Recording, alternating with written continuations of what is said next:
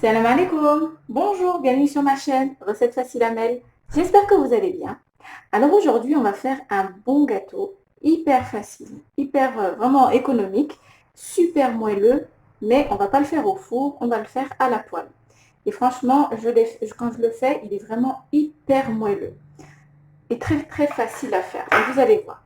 Alors pour les ingrédients, je vais vous dire, on a besoin donc de 140 g de farine ou 5 cuillères à soupe pleines donc de farine. On aura besoin aussi d'huile de tournesol, donc soit la moitié d'un verre à thé, un peu moins même, ou 60 ml d'huile d'olive, un peu moins de la moitié d'un verre. Voilà, on aura besoin de la moitié d'un verre à thé de sucre en poudre ou 80 g, voilà. La moitié d'un verre à thé de lait ou 90 millilitres. Voilà. Et donc, je vous dis en même temps des millilitres et dans un verre, comme ça au moins ça permet à ceux qui n'ont pas de quoi mesurer de pouvoir le faire. Un sachet de levure chimique, 7 grammes fait. Un sachet de sucre vanille. On n'aura besoin que d'un seul œuf. C'est pour ça que je vous dis il est quand même économique. Et on aura besoin d'une cuillère à café, une petite cuillère à café de vinaigre. Donc c'est important, vous allez voir, pour que le gâteau gonfle bien à la poêle. Donc c'est parti, on va prendre le lait. De toute façon, je vous mettrai tous les ingrédients en barre d'infos. Voilà. Hop, on va mettre l'huile,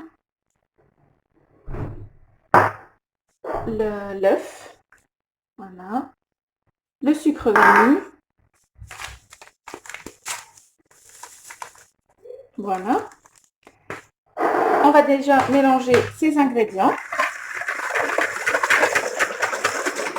On fouette bien.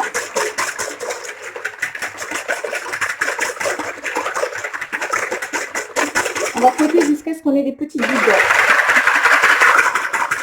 On essaie de fouetter énergiquement. Pas longtemps. Hein. Vous voyez, on commence à avoir des petites bulles. Là, c'est bon. Voilà. Là, je vais prendre donc de quoi tamiser ma farine. Donc, c'est important quand même de tamiser sa farine. Mais si vous n'avez pas, ben, tant pis, c'est pas grave. Alors, on va prendre déjà la farine. Hop. Voilà. Je vais rajouter le sachet de levure chimique.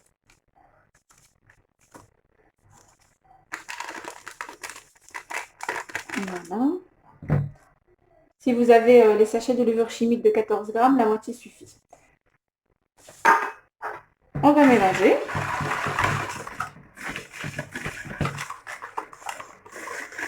Jusqu'à ce que notre pâte soit bien lisse. Il n'y ait plus de grumeaux.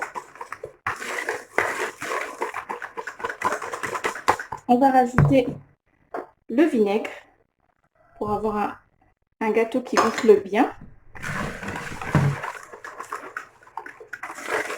Voilà, donc là ça va être bon, j'ai une pâte bien lisse, sans grumeaux. On mélange bien. Et là, on va pouvoir passer à la cuisson. Alors, si vous avez des plats qu'on met en dessous pour mettre en dessous du, comment ça s'appelle, du tagine, mettez-le. Si vous n'avez pas, vous mettez comme moi. Enfin, moi j'en ai un, mais moi je vais faire comme ça pour vous montrer qu'on peut. Donc, comment ça s'appelle? Un plat à tarte, voilà.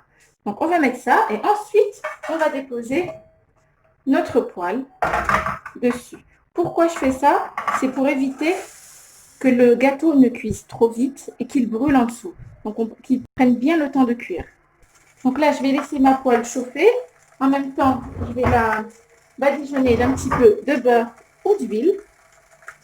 Alors, c'est important, vous mettez bien le feu au minimum, vraiment au minimum, de toutes petites flammes. Alors, j'ai mis une cuillère à soupe d'huile de tournesol. Voilà, vous badigeonnez bien votre plat.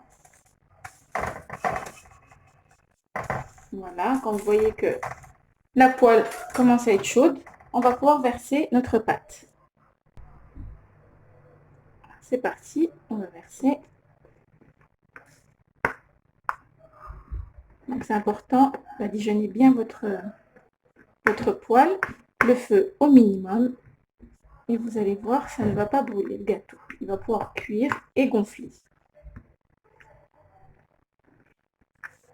Donc, comme je vous ai dit, soit le plat qui va en dessous du tagine, soit vous mettez comme moi un plat à tarte. Là, on va étaler pour qu'il ait la même hauteur partout, comme ceci. Voilà.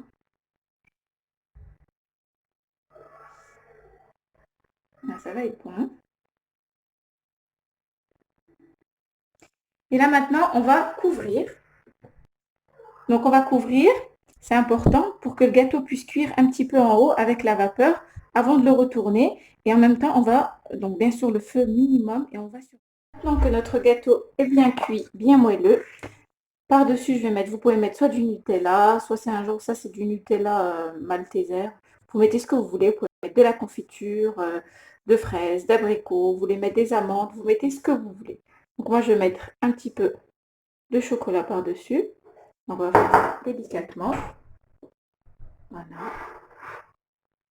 Je vais en mettre partout. Faites attention. Donc le gâteau est encore chaud, donc là c'est facile. Voilà, je vais l'étaler partout. Donc là, il y a des petites billes de malteser. Hop. Vous mettez dessus ce que vous aimez, ou alors, si vous voulez, vous pouvez rien mettre tout simplement. Il est très très bon comme ça, avec un petit goût de vanille. Par contre, je voulais juste vous dire, pour le Nutella, vous le mettez bien à température ambiante, vous ne mettez pas au frigo, voilà, qu'il ne soit pas dur. Et vous mettez bien pendant que le gâteau est encore chaud, et vous allez voir, ça se tartine tout seul. Et voilà, donc j'ai terminé de mettre du chocolat par-dessus. Donc ce que vous pouvez faire, pardon, c'est que vous pouvez mettre un petit peu au frais pour que le chocolat se fiche par-dessus. Moi, je vais vous couper une part. Donc, je ne l'ai pas encore mis au frais, je le mettrai après. Je vais vous couper une part. Vous allez voir, il est super moelleux. Le couteau glisse à l'intérieur. Voilà. Hop.